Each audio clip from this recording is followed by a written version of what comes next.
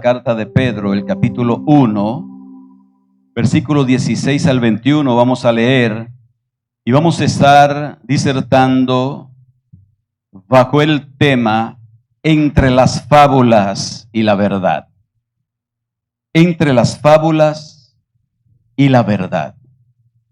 Segunda de Pedro, capítulo 1, versículo 16 al 21. Entre las fábulas y la verdad.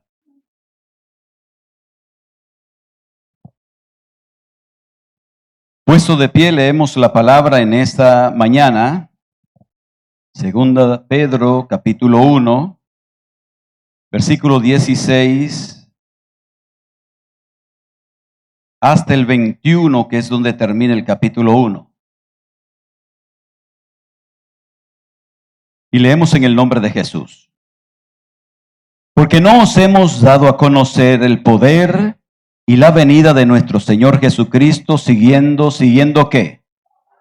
Fábulas artificiosas, sino como habiendo visto con nuestros propios ojos, ¿qué? Su majestad.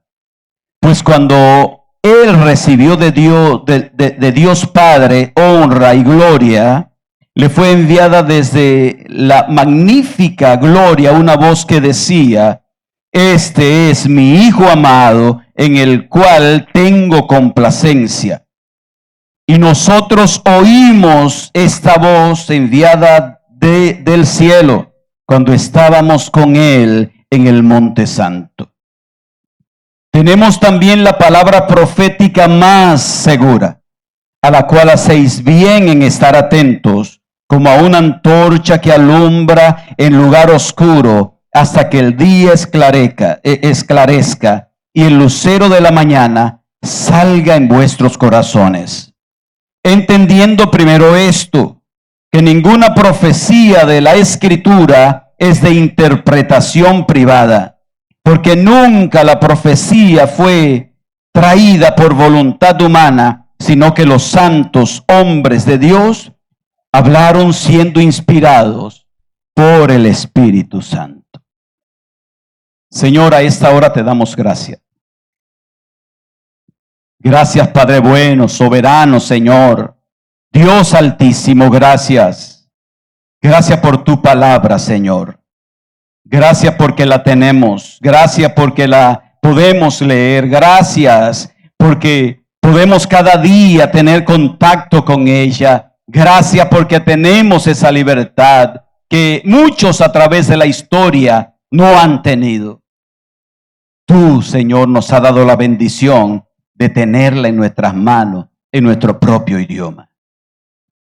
En esta mañana te rogamos que tú, Señor, hable a esta congregación, hables a nuestros corazones. Te necesitamos. Necesitamos conocerte mejor cada día. Y la forma de conocerte mejor cada día es a través de tu palabra. Ayúdanos, enséñanos, edifícanos, fortalécenos a través de tu palabra. En el nombre de Jesús te lo pedimos. Amén y amén. Pueden sentarse, mis hermanos. El martes pasado tuvimos aquí un panel donde se trató el tema de la Reforma Protestante y estuvimos viendo algunos aspectos de esta reforma que se dio en el 1517 cuando este monje católico clavó las 95 tesis en la puerta de la capilla de Wittenberg. Entonces estuvimos aquí teniendo este panel celebrando precisamente esos 507 años de la Reforma Protestante. De esa reforma salieron cosas muy importantes para la iglesia. Y entre esas cosas importantes que salieron para la iglesia se enumeran 5, y yo creo que la mayoría de los hermanos de la iglesia las conoce porque años tras años vamos haciendo énfasis en esto porque es muy importante para la iglesia. Porque lo que vemos a través del tiempo es que hay muchas de estas cosas que se han ido diluyendo y entonces la iglesia va caminando entre, ¿cómo se llama el título? ¿Cómo se llama el título que hemos dicho? Entre las fábulas y la verdad. La iglesia ha ido caminando entre las fábulas y la verdad, y la iglesia sigue caminando entre las fábulas y la verdad. Entonces, por eso, cada año hacemos énfasis en que hablemos de estas cosas. Y no nos cansa hablar de estas cosas. El mismo apóstol Pedro le escribe a esa iglesia en esos versículos anteriores, por ejemplo, él escribe y dice, yo se lo vuelvo a decir, lea los versículos anteriores, yo se los vuelvo a decir, cosas, aunque ustedes las saben, yo se la voy a volver a decir, porque me estoy asegurando de que cuando yo me vaya, estas cosas queden plasmadas en el corazón. Y si usted ve cómo comienza el capítulo 2, le da la razón por qué él era tan insistente en decir una y otra vez las mismas cosas. El capítulo dice, pero hubo también falsos profetas en el pueblo, como habrá entre vosotros falsos maestros que introducirán encubiertamente herejía. Entonces él se esforzaba. Él le decía una y otra vez las mismas cosas. Así que nosotros seguimos diciendo lo mismo. De esa reforma protestante salieron 5 cosas importantes. ¿Cuáles fueron? Los hermanos del Marte, ¿cuáles fueron? Sola escritura. En segundo lugar, ¿qué? Sola fe. En tercer lugar, sola gracia. En cuarto lugar, solo Cristo. Y en quinto lugar, solo a Dios la gloria.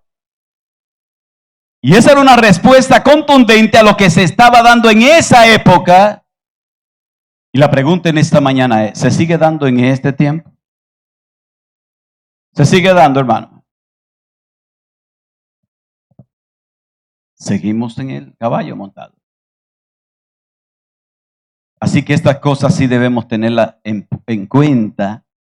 Los protestantes, lo que salimos de como resultado de esa reforma y que hoy creemos que en esa sola escritura, en esa sola fe, en esa sola gracia, en Cristo solamente, y sabemos y estamos convencidos de darle la gloria solamente a Dios.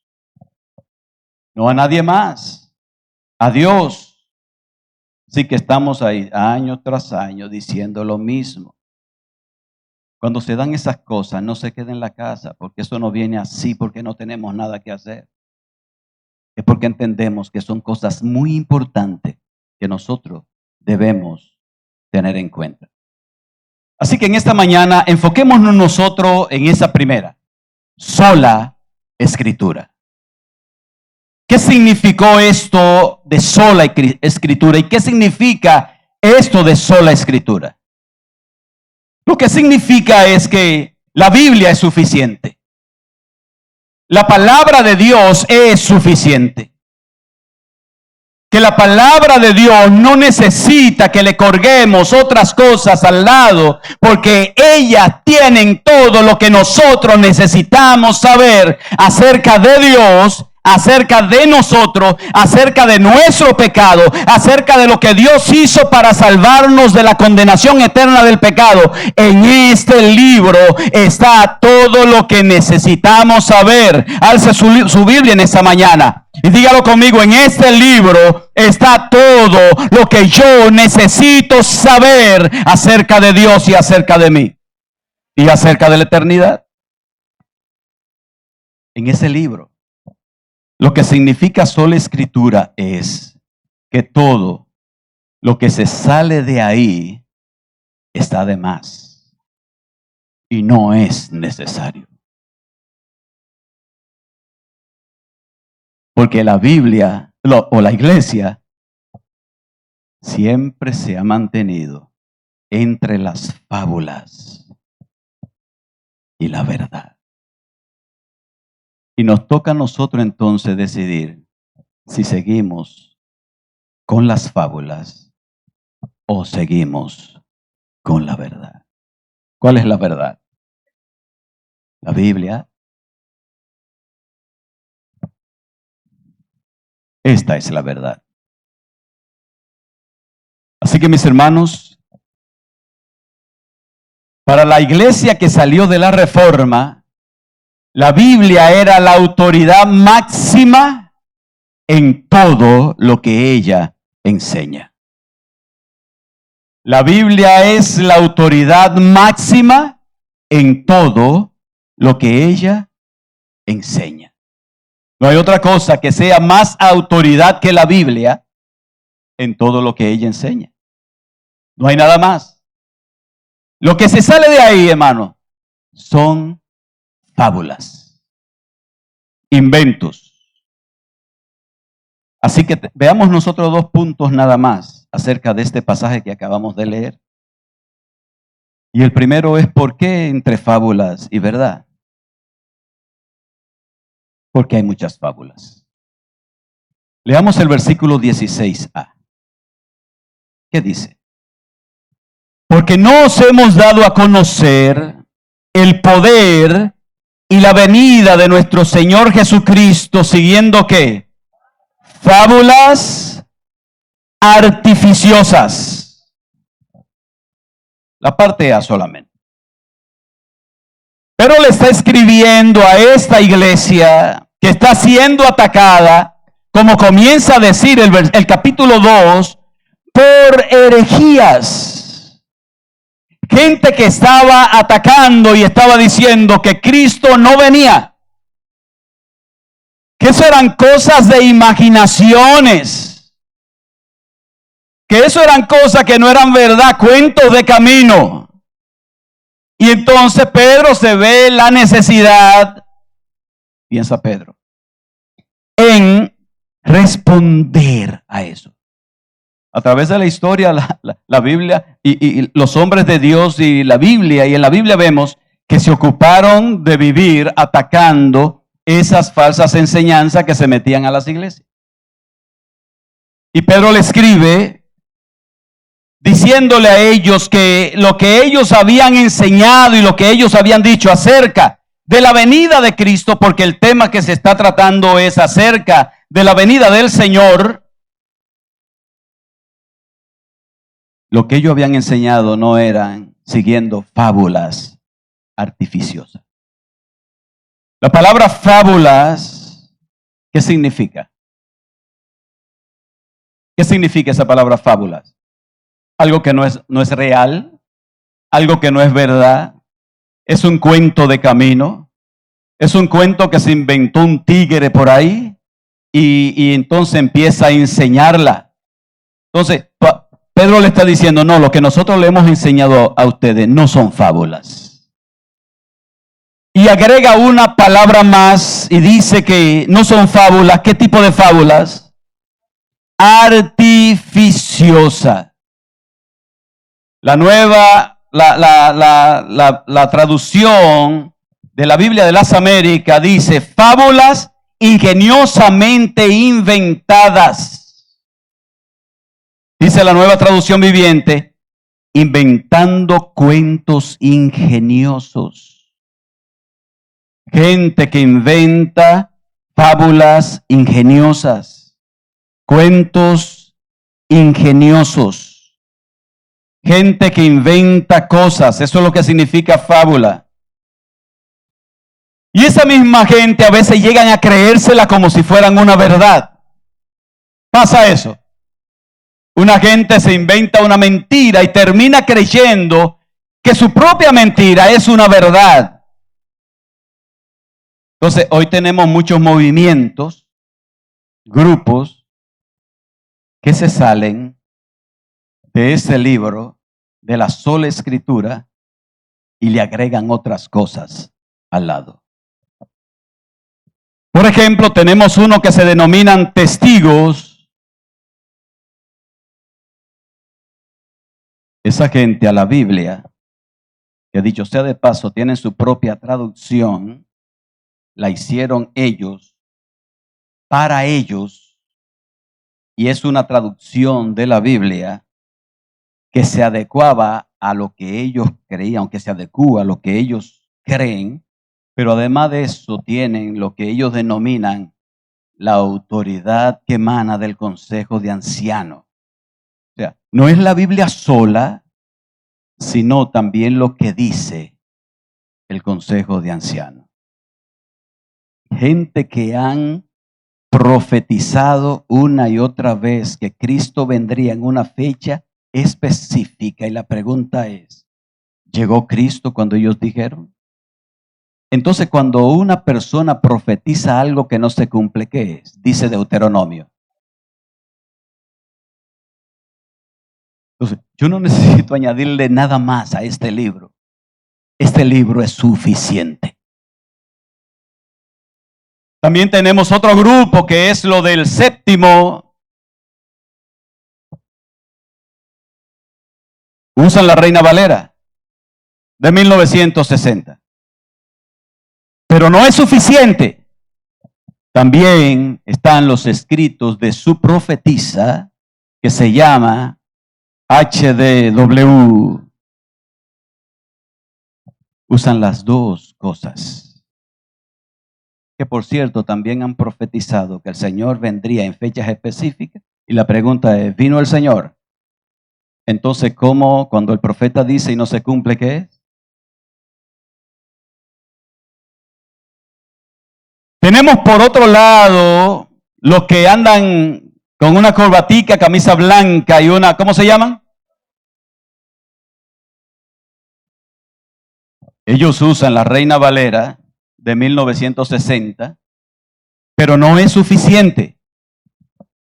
Le agregamos al lado las visiones de José Smith, que eran que un ángel llamado Moroni le trajo una nueva revelación acerca de eso, y esa nueva revelación fue recopilada en un libro, y este libro se llama, ¿cómo se llama el libro? Entonces la Biblia más el libro del Mormón. Diciendo, esa no es suficiente. Tenemos la iglesia tradicional que usan en sus enseñanzas las palabras de su líder como infalible y usan más las tradiciones de la iglesia, y si acaso se usa también la Biblia, si acaso. Y a través de la historia ha sido un fiasco. Y metió a esta humanidad en la oscuridad más grande que esta humanidad ha vivido, que fue ese periodo de la Edad Media, donde nadie podía tener acceso a la Biblia. Y si alguien buscaba tener acceso a la Biblia, lo condenaban como hereje y lo quemaban en una hoguera.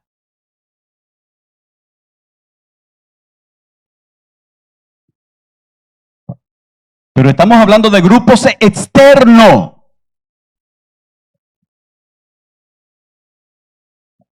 Y los grupos que están dentro del protestantismo evangélico.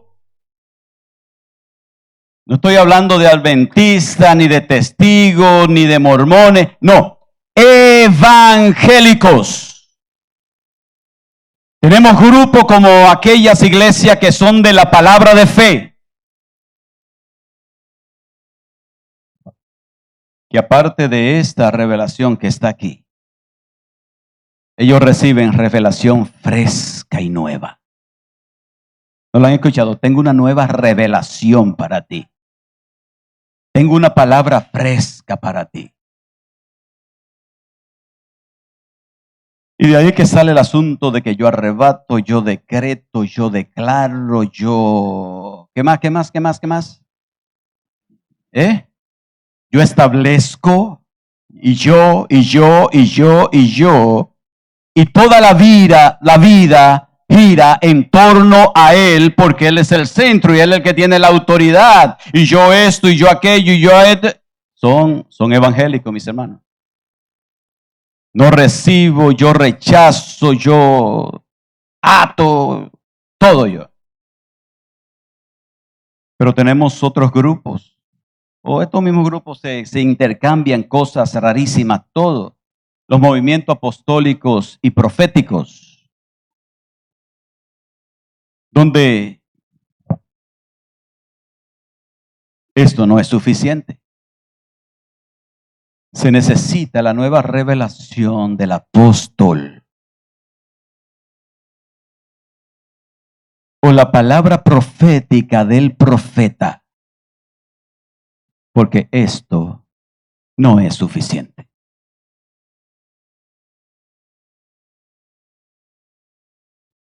Pero tenemos también los de la doctrina de la prosperidad, que tú tienes que ser rico obligado, porque si tú no eres rico, tú estás mal, tú estás en maldición, tú estás en pecado. Y para tú ser rico, tú tienes que sembrar, siembra, y entonces va a cosechar. Y te pasa la vida sembrando y lo que hace es ponerte más pobre de lo que era, porque todo lo que te está llegando lo está sembrando mentira.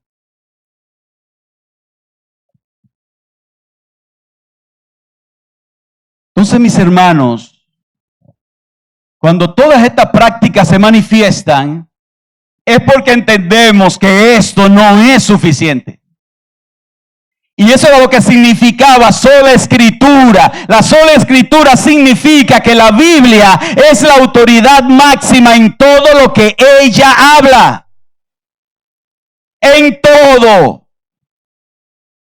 Si la Biblia me dice a mí cómo llegó a existir el universo, lo que diga el científico, por mucho que sepa, no está por encima de lo que Dios ha dicho, porque Dios fue que hizo el universo. Así que yo no le hago caso al Big Bang, porque la Biblia me dice que Dios dijo y fue hecho. Génesis 1:1 dice que Dios dijo, hágase la luz, y la luz llegó a existir. Dios dijo, hágase la tierra, y la tierra llegó a existir. Dios dijo, haya hierba en el campo, árboles que den fruto, y eso llegó a existir. La Biblia me dice cómo fue formado el universo, así que yo no tengo que creer en una teoría como la del Big Bang, ni tengo que creer en esa teoría de la evolución cuando dicen que yo desciendo del mono. No, Dios dice que somos creación de Dios, y lo que Dios dice es la mayor autoridad en todo.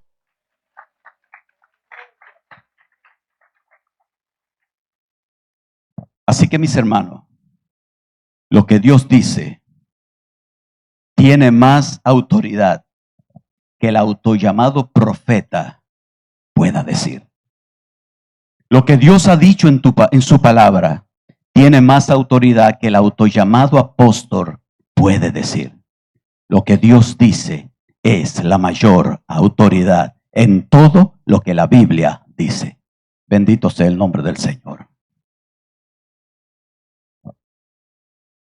Pero a nosotros nos gusta, hermano, escuchar la expresión, Dios te dice.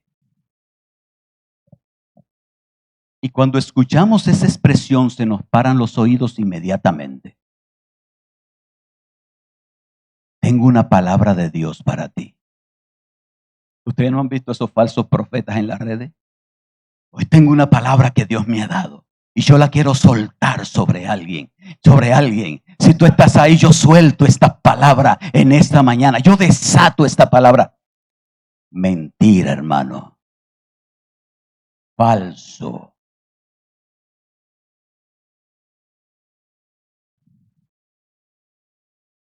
Falso.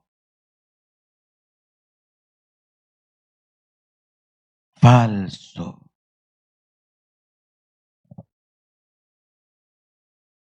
¿Cuánto daño le está haciendo esto al evangelio? Escuchaba el día pasado el testimonio de uno, predicador famoso, fue llevado al cielo. Y lo está entrevistando otro que fue llevado al cielo. Y ese que está siendo entrevistado está describiendo lo que él vio en el cielo. Pero el testimonio gira en torno a él. Ahí no se menciona a Cristo, ahí no se menciona a Dios. Y entonces entre las cosas que él está diciendo, el ángel le dijo, el ángel que vino a buscarlo a él, Dios te mandó a buscar para que te lleve allá al cielo. Dios quiere hablar contigo. Esto se llama fábula. Sueños, cuentos. Y entonces el ángel le dice, aquí, estando en el cielo ya, aquí solamente hemos traído a dos personas, al apóstol Juan y a ti.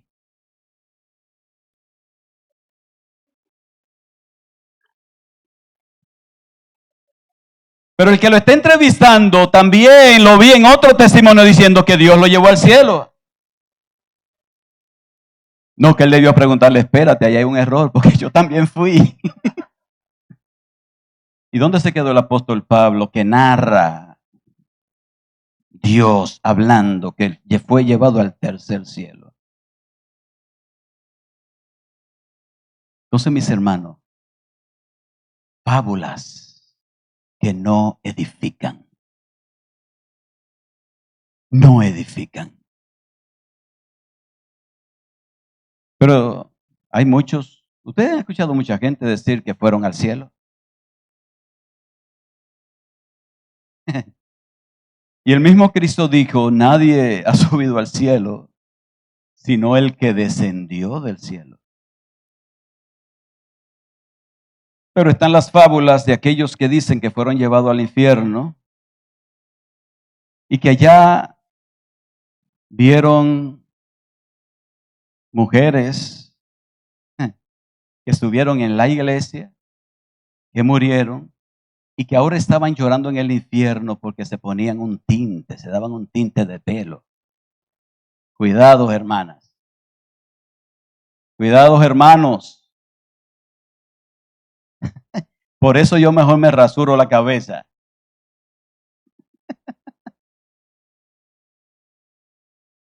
Allá estaban las hermanas que usaban pantalones.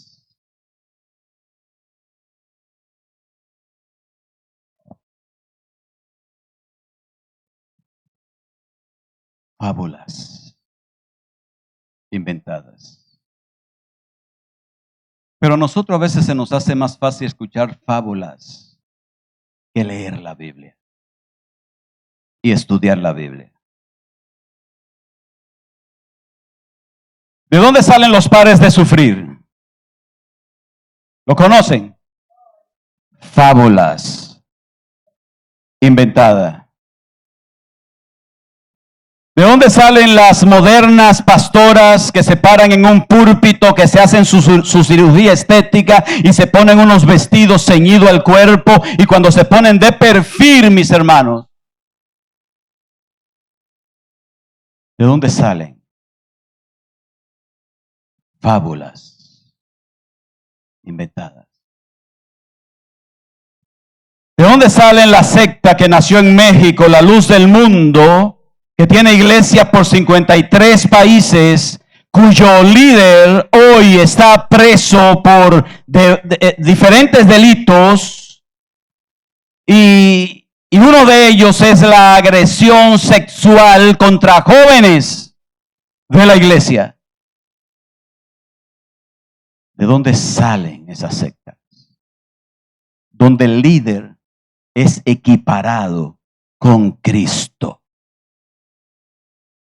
¿De dónde nacen? Fábulas artificiosas.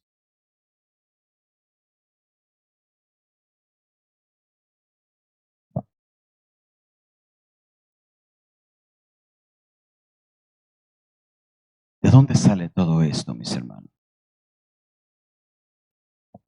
¿Cuántos casos tuvimos hace un tiempo aquí en la República Dominicana de pastores que hoy están presos por vivir con las jovencitas de la iglesia, engañarlas?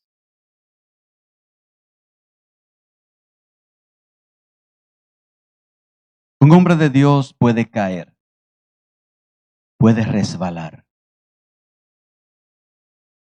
pero el justo cae y dice la Biblia y Dios lo levanta. Pero el hombre de Dios no vive en pecado, no practica el pecado, no abusa de los más débiles de la congregación. Todo ministerio que hace esto no es un llamado de Dios. Son fábulas. Entonces, ¿cuál es el problema? Fábulas ingeniosamente inventadas. Entonces, lo importante, mis hermanos, es que nosotros distingamos. Porque la iglesia a través de la historia ha caminado ahí en ese trecho entre las fábulas y la verdad. Gente que sigue las fábulas y gente que está peleando cada día para caminar en la verdad. ¿Cuál es la verdad?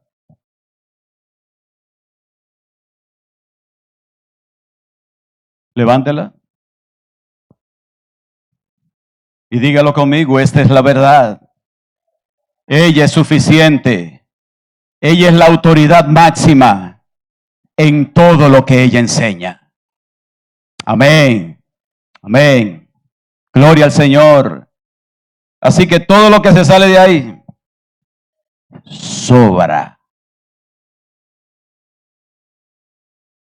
Segundo lugar, ¿por qué entre fábulas y verdad? Porque tenemos la verdad. Tenemos la verdad. Mire los versículos 16b hasta el 18. ¿Qué dice? O leemos el 16 completo de nuevo. Porque no os hemos dado a conocer el poder y la venida de nuestro Señor Jesucristo siguiendo fábulas artificiosas. No nos estamos inventando cuentos que ingeniosamente hemos inventado. Él dice, sino como habiendo visto con nuestros propios ojos su majestad, pues cuando él recibió de Dios Padre honra y gloria, le fue enviada desde la magnífica gloria una voz que decía, este es mi Hijo amado, en el cual tengo complacencia. Y nosotros oímos esa voz enviada del cielo cuando estábamos con él en el monte santo. Ahora la iglesia está para caminar no en las fábulas, sino en la verdad que Dios ha revelado, y esa verdad revelada está ahí en ese libro. Él está diciendo lo que le hemos dicho, no lo hemos inventado. No nos lo hemos inventado. Él está dando algunos argumentos que defienden la seguridad de lo que él ha estado enseñando a estos hermanos. Argumentos que dicen que sus enseñanzas son fidedignas por dos razones. Versículo 16 dice que esa enseñanza de ellos, en primer lugar, es que ellos son los testigos reales de lo que pasó. Los argumentos que ellos están dando son la seguridad de sus testimonios. Son fidedignas las enseñanzas. La verdad enseñada por Pedro tiene fundamento. El fundamento es la verdad. Y el primer argumento es que él estuvo ahí. ¿Dónde estuvo? Él está diciendo, yo fui testigo ocular de lo que le estoy diciendo. Yo lo vi. Yo lo vi. Mire lo que dice. Pues, sí, dice, sino que habiendo visto con nuestros propios ojos su majestad. ¿De qué está hablando Pedro ahí? ¿De qué está hablando?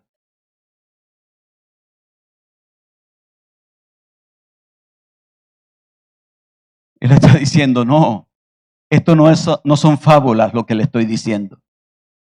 Yo no soy un fabulero, delirante, soñador. No, yo lo vi. Pedro lo vio, dice el versículo 16b. Está hablando un testigo de primera mano ahí. Y lo que vio fue impresionante. Él vio, dice ahí, yo vi su majestad, yo vi su gloria. Mateo 17, 1 al 9, habla de lo que él vio. Está hablando de la transfiguración. Él está hablando y dice, nosotros vimos. Lo vimos. Hablando de que no solamente él. Ahí, ¿quiénes estaban ahí en el monte aquella vez?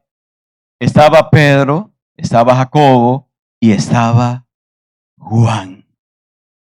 Y él vio cuando, lea Mateo cómo describe, como su rostro le brilló, a Cristo, más fuerte que el resplandor del sol.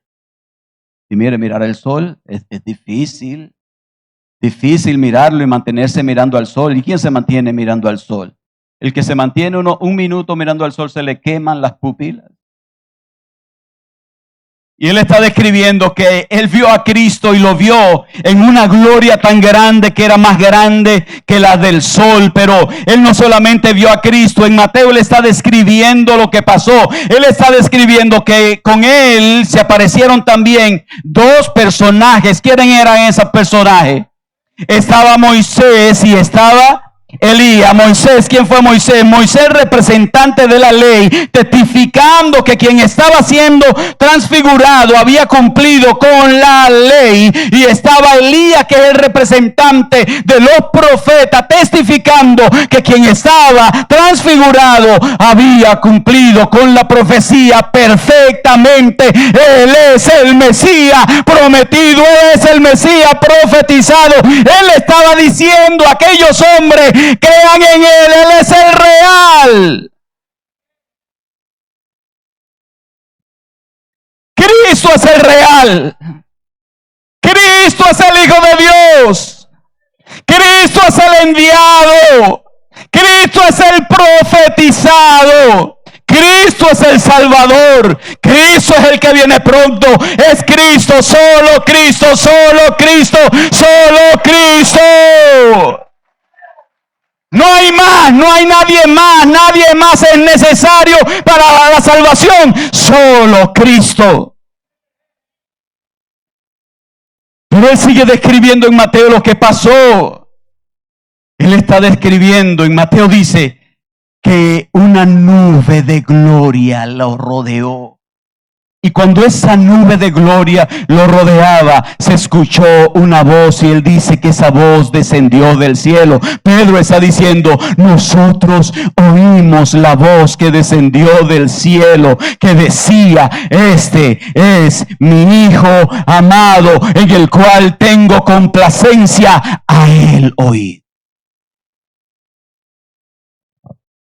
No solamente estaba Moisés ahí para testificar que quien estaba ahí cumplía perfectamente con la ley. No solamente estaba Elías diciendo y testificando ahí que él era el cumplimiento profético de todas las profecías que se habían dado en el Antiguo Testamento, sino que también vino el testimonio del cielo diciendo, el que está ahí, este es mi Hijo amado, Él es a quien yo envié. Escúchenlo a Él, no escuchen a nadie más, escúchenlo a Él. Él es mi Hijo en el cual yo tengo deleite. Cristo, mis hermanos. Y Pedro le está diciendo a aquellos oyentes originales, y esta mañana nos está diciendo a nosotros, todo lo que se sale de ahí es fábula artificiosa. Fábula artificiosa. Pregunto, ¿es confiable la Biblia? ¿Podemos confiar de todo nuestro corazón en la Biblia? Entonces, ¿por qué buscamos escuchar tantas voces? Si solamente ella es la autoridad máxima. Sola Escritura. Sola Escritura. ¿Sabe cuál es el problema que tenemos hoy? El problema de la iglesia es que muchas veces usamos la Biblia, leí en un libro, usamos la Biblia como el borracho usa la farola o la lámpara en la calle. El borracho va cayéndose por la acera y entonces encuentra el poste con la farola y se recuesta ahí. ¿Para qué le está usando? ¿Para que lo ilumine o para evitar? Muchas predicaciones son así. No usan la Biblia para que ilumine, sino para que darle soporte a lo que ellos están pensando. Muchas veces las predicaciones es que yo tengo un tema y yo voy a buscar un texto que apoye el tema que yo tengo. Y la verdadera predicación no es que tú busques un texto que apoye el tema que tú tienes, sino que tú vayas al texto y tú saques de ahí la verdad y entonces esa verdad sea expuesta al pueblo que ha de escuchar. Por eso, mis hermanos, ojo con esto y oído con esto. El predicador que coge un texto y lo lee, y después que leyó el texto, cerró ese libro y comienza a hablar todo lo que quiere, no es Dios que está hablando. Está hablando fábulas, imaginaciones y sueños. Y las fábulas, las imaginaciones y los sueños no hacen nada en el corazón del pecador. Solamente la contundente verdad de Dios expresada en ese libro es lo que puede transformar el corazón del ser humano.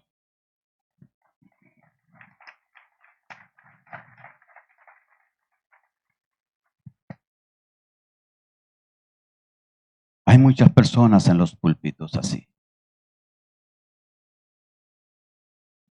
¿Qué es la predicación bíblica entonces? La predicación bíblica es texto, explica el texto y aplica el texto. Lo que dice ahí. No buscar yo un texto que apoye lo que yo quiero hablar. La segunda verdad que él está diciendo, que nosotros somos testigos oculares.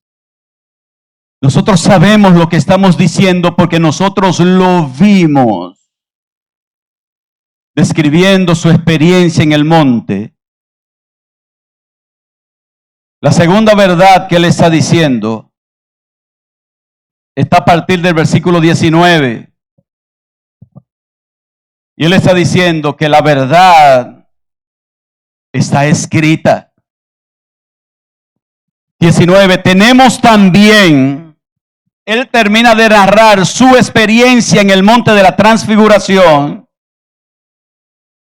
Y dice el 19, tenemos también la palabra profética que más segura, la cual hacéis bien en estar atento, como a una antorcha que alumbra en lugar oscuro, hasta que el día esclarezca y el lucero de la mañana salga en vuestros corazones, entendiendo primero esto, que ninguna profecía de la Escritura es de interpretación privada. ¿Por qué? Porque nunca la profecía fue traída por voluntad humana, sino que los santos hombres de Dios hablaron siendo inspirados por el Espíritu Santo. Así que en estos versículos, últimos versículos, vemos cuatro cosas: una declaración contundente, un llamado a la atención, un llamado al entendimiento y una razón poderosa para confiar en que este libro es suficiente. Primero, una declaración contundente. Él dice: tenemos la palabra profética más segura.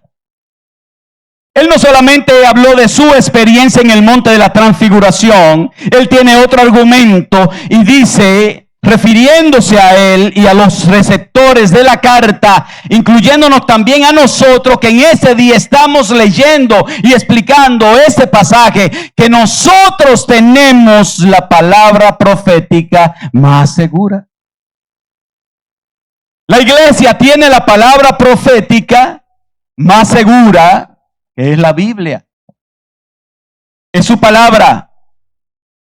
Él sabía, o él no sabía, mis hermanos, que precisamente esa experiencia que él había vivido en el monte, allá en la transfiguración, y él no sabía que esa carta que él estaba escribiendo en ese momento, estaba él siendo inspirado por el Espíritu Santo, y esa carta no se quedaría a los receptores originales que él se le estaba enviando. Hoy la tenemos también nosotros.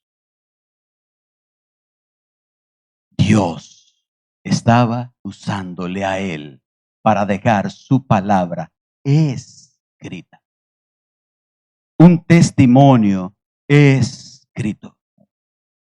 Pero él está hablando de que tenemos, en ese momento tenemos la palabra profética más segura, refiriéndose a todo lo que se había dicho en el Antiguo Testamento. Lo que estaba escrito en el Antiguo Testamento. Y la gloria es de Dios. Hoy tenemos más escritura bíblica que la que Pedro tuvo en su tiempo. Pedro nunca leyó el libro de Apocalipsis. Él no lo leyó. Pedro nunca leyó muchos de los escritos de Pablo, aunque él leyó alguno, porque él también habla de los escritos de Pablo en una de sus cartas.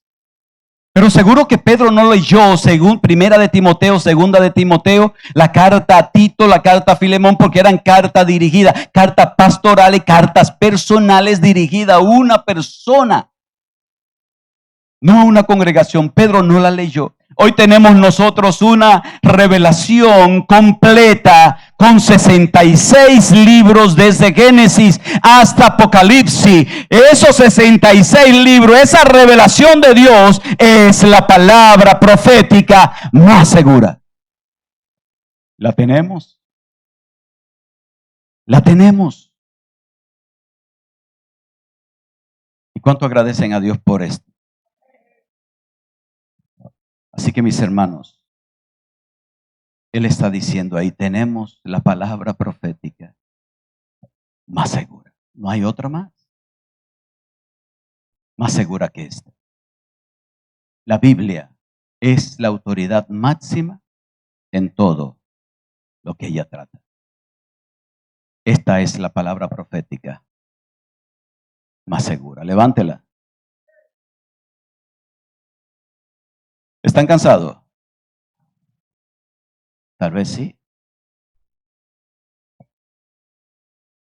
Segundo lugar, tenemos un llamado de atención. Tenemos nosotros la palabra profética más segura, a la cual, escuche, hacéis bien en estar atentos. Atentos, mis hermanos. Atento a lo que Dios dice. Atento para que cuando te sientas en esa silla no te caiga esa comezón tan grande de que tengo que ir allí, de que tengo que ir aquí, de que tengo que ir acá. No, estar atento a lo que Dios dice en su palabra. ¿Por qué? Porque tenemos la revelación profética más segura, a la cual hacéis bien en estar atento. Y qué extraordinario la analogía que él usa. Como a una antorcha encendida en lugar oscuro. ¿Cuánto han estado en un lugar oscuro? ¿A cuánto se le ha ido la luz? Y andan buscando los fósforos que no saben dónde lo encuentran. O buscando la vela. Nos ha pasado. Es necesario, se hace una pequeña luz. Hoy son los celulares, buscando el celular para encender la cosa del celular. La linterna del celular. Porque la oscuridad es terrible. Porque la oscuridad no nos sirve de mucho. Porque la oscuridad solamente nos sirve para esconder nuestro propio pecado. La Biblia dice que el pecador no viene a la luz para que no sean reveladas sus acciones malas. Él dice que debemos estar atentos a su palabra como esa antorcha que ilumina en un lugar oscuro. Y yo quiero decirle que este mundo es un lugar oscuro. No hay una oscuridad tan terrible como la que sufre el mundo porque no pueden ver la verdad. No la pueden ver. Están en el lugar oscuro y ¿sabe qué es lo que le está diciendo? La única luz que hay en este lugar oscuro es esta. La única luz que tiene la iglesia para caminar seguro es esta. Lo demás son fábulas, son cuentos de camino, son sueños, son delirantes que se inventan cosas. La verdad está aquí. Por eso es importante la sola escritura.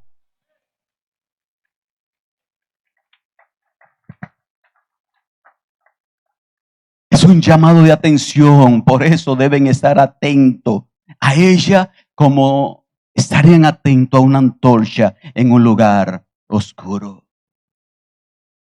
Pero en tercer lugar hay un llamado al entendimiento. El 20 dice, entendiendo primero esto, que ninguna profecía de la Escritura es de interpretación privada. La Nueva Traducción Viviente dice, sobre todo tienen que entender que ninguna profecía de la Escritura jamás surgió de la comprensión personal de los profetas. Dice otra traducción que no surgió del corazón del que escribió.